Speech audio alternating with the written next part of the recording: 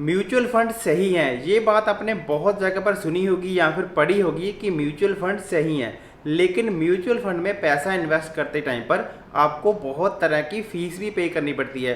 क्या आपको इसके बारे में पता है? अगर नहीं पता है और आप म्यूचुअल फंड खरीदने जा रहे हैं या फिर म्यूचुअल फंड में पैसा इन्वेस्ट कर रहे हैं, तो आप इस वीडियो को बहुत ही ध्यान से देखिए, क्योंकि मैं आपको बताने जा रहा हूं कि म्यूचुअल फंड में आपको कितने तरह की फ़ीस पे करनी पड़ती है और उस फीस का क्या मतलब होता है और आपको वो फीस क्यों पे करनी पड़ती है। तो दोस्तों, जब भी आप म्यूचुअल फंड में पैसा इन्वेस्ट करते हैं तो बेसिकली आपको 3 तरीके की फ़ीस पे करनी पड़ती है। सबसे पहली फ़ीस या फिर चार्जेस तब पे करने पड़ती हैं जब आप म्यूचुअल फंड को खरीदते हो, और दूसरी तरह की फ़ीस या चार्जेस आपको तब पे करने पड़ती हैं जब आप म्यूचुअल फंड को होल्ड करके रखते हो, और तीसरे तरह की फ़ीस या फिर चार्जेस आपको तब पे करने पड़ते हैं जब आप म्यूचुअल फंड को सेल करते हैं।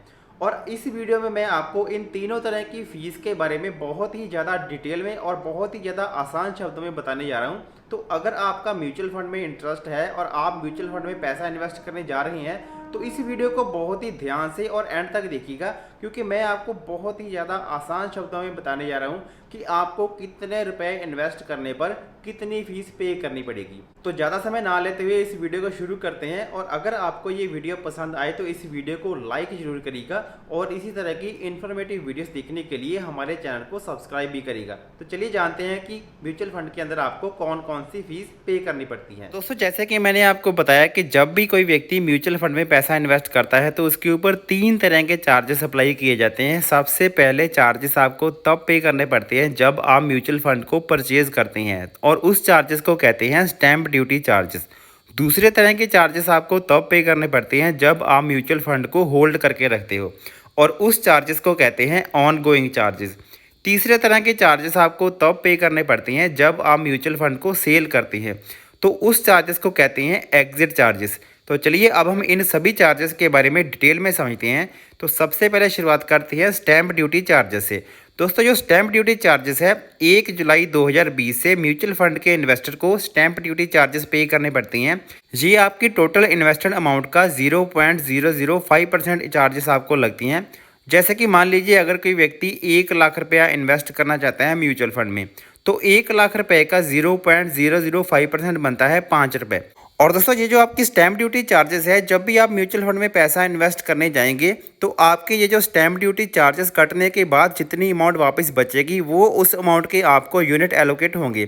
फॉर एग्जांपल, मान लीजिए आप 1 लाख रुपए इन्वेस्ट करना चाहते हैं, तो उसमें से 5 रुपये, जैसे कि मैंने आपको बताया कि 0.005% की जो आपकी डिडक्शन होगी, स्टैंप ड्यूटी चार्जेस लगेंगे, तो 5 रुपये इसमें से कम करके 99,995 रुपीज़ की जो अमाउंट होगी उस अमाउंट के आपको यूनिट एलोकेट होंगे। तो अब हम बात करते हैं दूसरे तरह की चार्जेस के बारे में। इसका नाम है ऑन गोइंग चार्जेस या फिर रेकरिंग चार्जेस। देखिए दोस्तों, आप जिस भी म्यूचुअल फंड में पैसा इन्वेस्ट करते हैं उस म्यूचुअल फंड का एक फंड मैनेजर होता है। फंड मैनेजर एक से ज़्यादा भी हो सकती है। अब हो सकता है कि उस फंड मैनेजर की आगे कोई रिसर्च टीम भी हो। उस फंड मैनेजर का एक ऑफिस भी है, उसके ऑफिस के अंदर कंप्यूटर सिस्टम, इंटरनेट और भी छोटे बड़े बहुत सारे खर्चे हैं जो कि आपसे ही लिए जाएंगे। तो उन चार्जेस को कहते हैं हम ऑन गोइंग चार्जेस। तो ऑन गोइंग चार्जेस होती हैं, ये डेली बेसिस पर कैलकुलेट किए जाते हैं और आपके नेट एसेट से इसको डिडक्ट किया जाता है। यानी कि जिसका मतलब ये है कि जो आपको डेली आपका जो नेट एसेट वैल्यू डिक्लेयर की जाती है वो इस ऑन गोइंग चार्जेस को डिडक्ट करने के बाद डिक्लेयर की जाती है। और दोस्तों, ये जो रेकरिंग चार्जेस होते हैं इसकी जो रेशो होती है नॉर्मली ये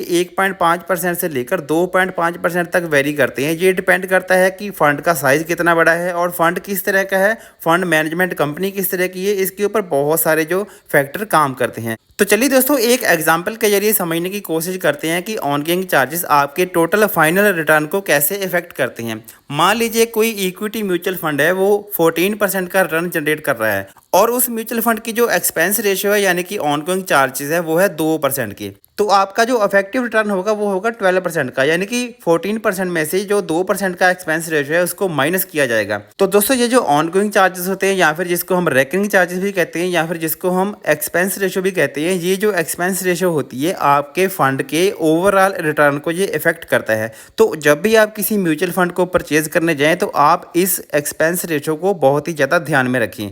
तो दोस्तों अब हम बात करते हैं एग्जिट चार्जेस के बारे में। दोस्तों एग्जिट चार्जेस एक तरह से पेनल्टी का काम करती हैं। ये पेनल्टी आपको तब देनी पड़ती है जब आप अपने म्यूचुअल फंड को एक स्पेसिफिक टाइम पीरियड से पहले सेल कर देते हैं।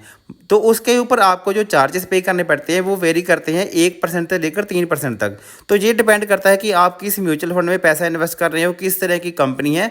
तो अब हम बात करते हैं, एक एग्जाम्पल के जरिए समझने की कोशिश करते हैं। मान लीजिए आप अपने म्यूचुअल फंड के यूनिट को 1 साल से पहले सेल करने की कोशिश करते हैं, तो आपके ऊपर 1% की पेनल्टी लगाई जाएगी। तो वो पेनल्टी आपकी जो नेट एसेट वैल्यू होगी उसमें से निकाल करके आपके जो बाकी की अमाउंट जो होगी वो आपको वापस मिलेगी। तो दोस्तों इस हिसाब से जो आपकी जो नेट एसेट वैल्यू की बाकी वैल्यू बचेगी उसको हम कहते हैं रिडम्पशन वैल्यू। तो चलिए दोस्तों एक एग्जांपल के जरिए समझने की कोशिश करते हैं कि ये जो एग्जिट चार्जेस होते हैं ये आपकी ओवरऑल रिटर्न को कैसे इफेक्ट करते हैं। मान लीजिए आपने किसी म्यूचुअल फंड के अंदर पैसा इन्वेस्ट किया है और आपको उस म्यूचुअल फंड के 1000 यूनिट एलोकेट हुए हैं। तो अब अगर आप उस म्यूचुअल फंड के सारे यूनिट को 10 महीने के बाद सेल करने की कोशिश करते हो, सेल करना चाहते हो, तो मान लीजिए जो एक NAV है उसकी वैल्यू है 15 रुपए और आपको इस म्यूचुअल फंड को सेल करने पर 1% का एग्जिट चार्जेस पे करना पड़ रहा है। तो दोस्तों आपका जो म्यूचुअल फंड है उसकी जो एक NAV के टोटल वैल्यू का 1% यानी कि 0.15 पैसे उसमें से डिडक्ट करके बाकी जो 14.85 रुपीज बचेंगे उसको 1000 से मल्टीप्लाई करके 14,850 रुपीज आपको वापस मिल जाएगा। यानी कि इस केस में आपके ऊपर जो 150 रुपीज का एग्जिट चार्जेस लगाया गया है। तो यहाँ पर आप देख सकते हैं कि आपके ऊपर कितने तरह के चार्जेस अप्लाई किए जाते हैं जब भी आप म्यूचुअल फंड में पैसा इन्वेस्ट करते हैं, और ये जो चार्जेस होते हैं ये आपके म्यूचुअल फंड की ओवरऑल रिटर्न को कैसे इफेक्ट करते हैं। तो दोस्तों मैं उम्मीद करता हूँ कि आपको इस वीडियो से कोई नई नॉलेज को नई जानकारी मिली होगी। अगर आपको ये वीडियो पसंद आई है तो इस वीडियो को लाइक जरूर करिएगा और इसी तरह की इन्फॉर्मेटिव वीडियोस देखने के लिए आप हमारे चैनल को सब्सक्राइब भी करिएगा। और यहाँ पर मैं एक ज़रूरी बात बता दूं कि ये वीडियो सिर्फ और सिर्फ एजुकेशनल पर्पस के लिए बनाई गई है और किसी तरह से कोई इन्वेस्टमेंट एडवाइस नहीं है। तो आप इसको सिर्फ और सिर्फ अपनी फाइनेंशियल नॉलेज, फाइनेंशियल लिटरेसी को इम्प्रूव करने के लिए यूज़ करिएगा। तो जल्द मिलते हैं किसी नई वीडियो के साथ, तब तक के लिए नमस्कार, जय हिंद।